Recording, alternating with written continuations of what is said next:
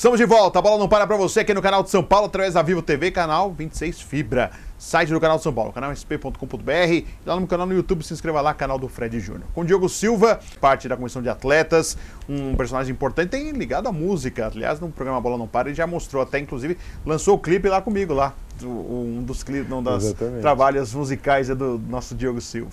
Diego, você estava falando sobre o atleta, às vezes não sabe o poder da sua fala, da sua manifestação. Nós tivemos há pouco uma manifestação, um torneio de vôlei de praia, gritando fora Bolsonaro, e aí foi pro STJD, agora ficou tudo acertado, foi entre aspas, inocentar a Carol, não teve nenhum problema. Mas assim, às vezes o atleta não sabe o poder, se ele pode ou não se manifestar, se ele deve se manifestar, tem todo esse conflito, né? E até o atleta, eu tenho certeza, quando ela foi se manifestar, nunca imaginaria que ia parar num STJD com chance de punição, né? Fora os impactos de confederação se manifestando, patrocinador, tem tudo isso, né?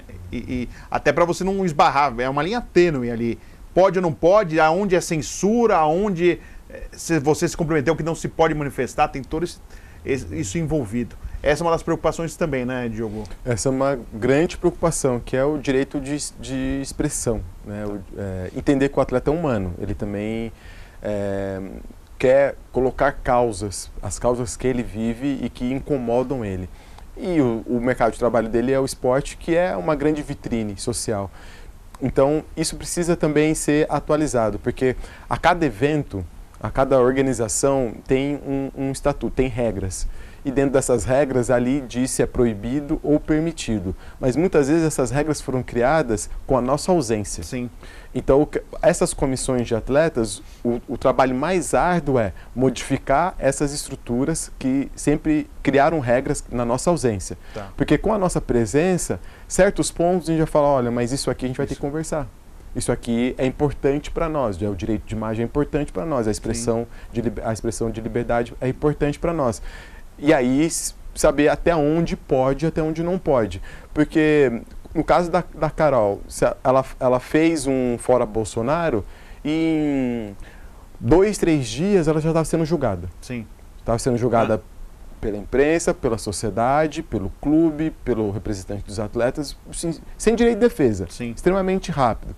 Mas quando gritaram o goleiro Aranha, né, de macaco, Sim. dentro da arena no Grêmio, Não. quanto tempo levou? Grêmio e Santos. Né? Então, assim, a gente percebe que a punição com o atleta é rigorosíssima. Sim. Mas a favor dele, não. Tá. E o que a gente tem que equiparar.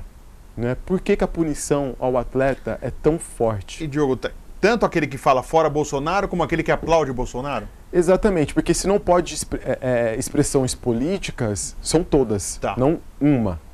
São todas, porque tiveram outros jogadores do vôlei que fizeram propaganda gratuita. O número do Bolsonaro para a Exatamente, presidência. e foi tudo tranquilo. Felipe Melo no jogo do Palmeiras falando também ao presidente Bolsonaro. Exatamente, foi tudo tranquilo. Então, assim, se o problema é o atleta não pode se manifestar politicamente. Nem a favor, nem contra. Nem a favor, nem contra, nem positivo, nem negativo. Tá. É para os dois lados. Legal. Então, isso é que a gente precisa atualizar a regra. Isso é muito bom.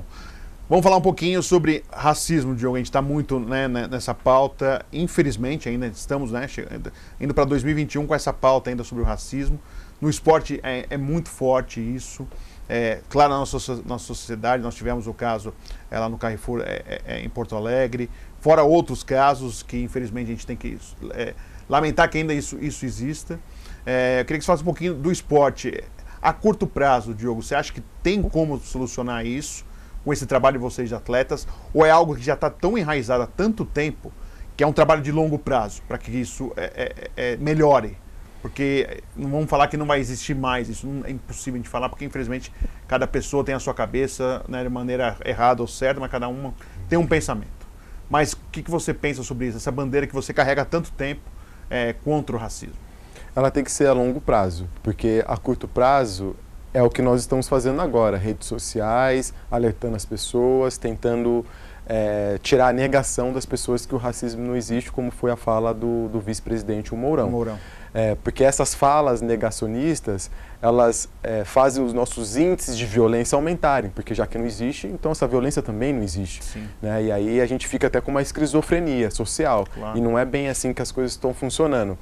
Isso já é o trabalho de curto prazo. O trabalho de longo prazo é imaginar que Martin Luther King, quando foi assassinado, foi na década de 60. Sim. O Obama, quando foi eleito, foi 40 ou 50 anos depois.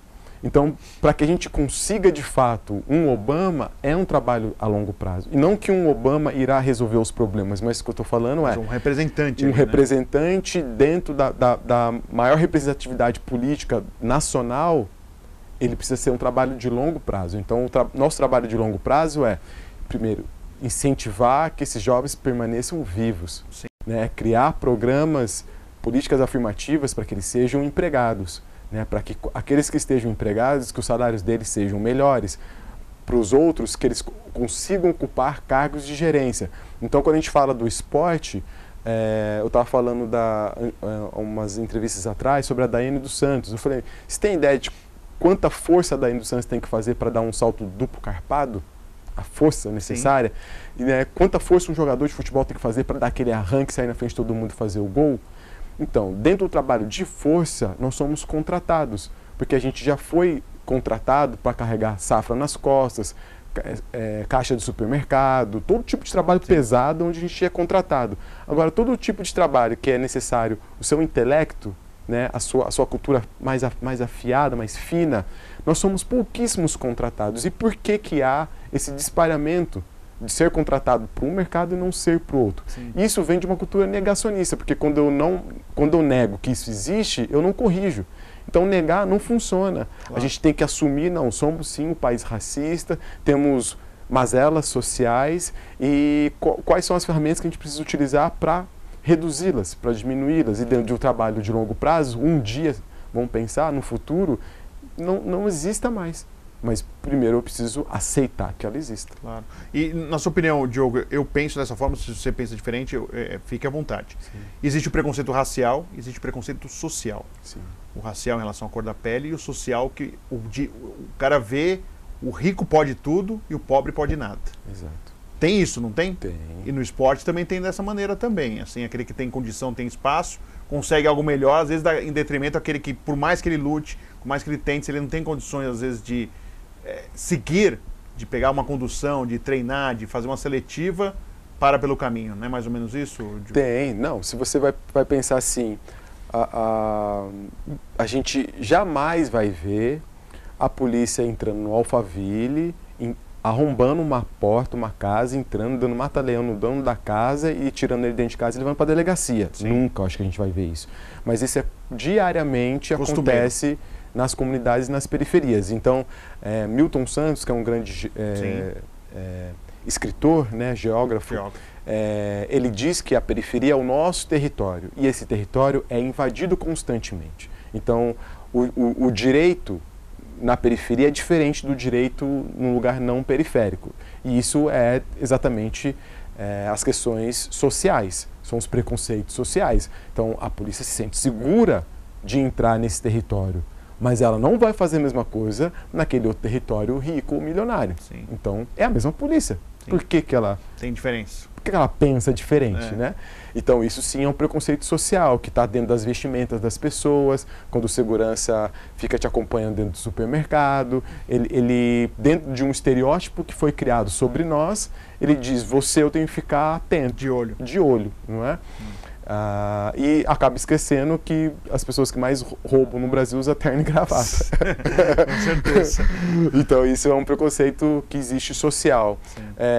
Dentro do racismo, né, a gente tem racismo e injúria racial. Sim. Injúria racial é o que nós vemos mais nos nossos dia a dias. Eles estão nas piadas, eles estão nos termos utilizados dentro da nossa língua portuguesa. Sim. Ele é o que aconteceu com o Neymar no jogo do PSG, né? É o que a torcida, quando xinga um jogador de macaco, Ucrânia, isso é colocado como injúria racial. Racismo é quando provoca o impedimento. O impedimento de eu entrar em algum lugar, o impedimento de eu frequentar algum lugar, ou me banir de determinados direitos, por exemplo, o direito de ir e vir. Né? Isso se enquadra dentro do racismo. A questão é que o poder judiciário é quem decide se vai ser injúria ou se vai ser racismo. Agora, a ausência de pessoas como nós no poder judiciário, né? Porque já sentiu na pele e poderia ter uma avaliação, um olhar diferente, clínico, aos olhos da lei, é óbvio, mas uma avaliação totalmente diferente daquele que não sofreu.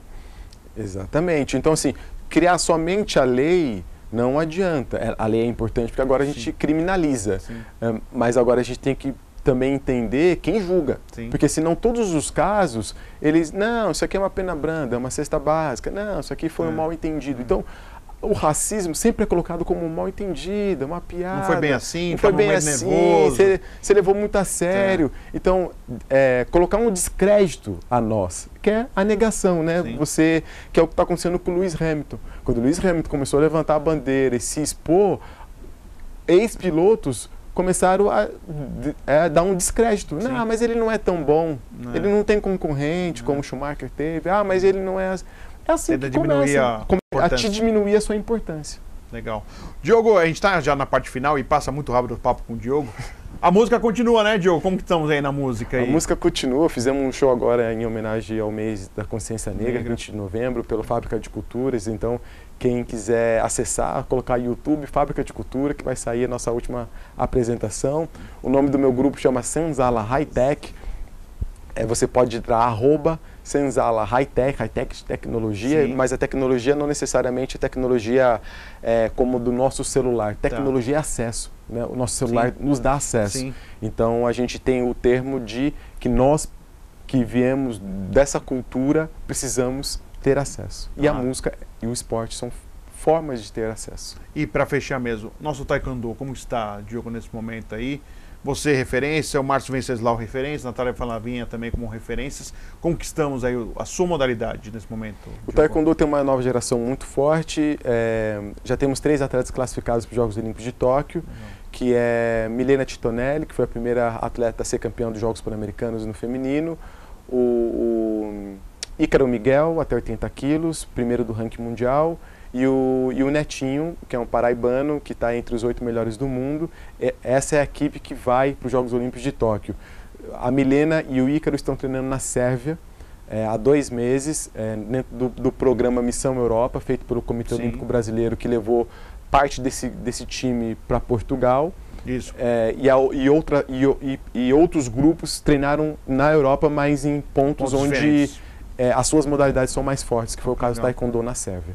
Então nós somos muito bem representados. Tem condições de medalha? Tem, todos eles chegaram em títulos mundiais, chegaram nas finais dos Jogos Pan-Americanos, estão entre os 10 melhores do ranking mundial e estão em todas as condições de conseguir uma medalha. Poxa, que legal.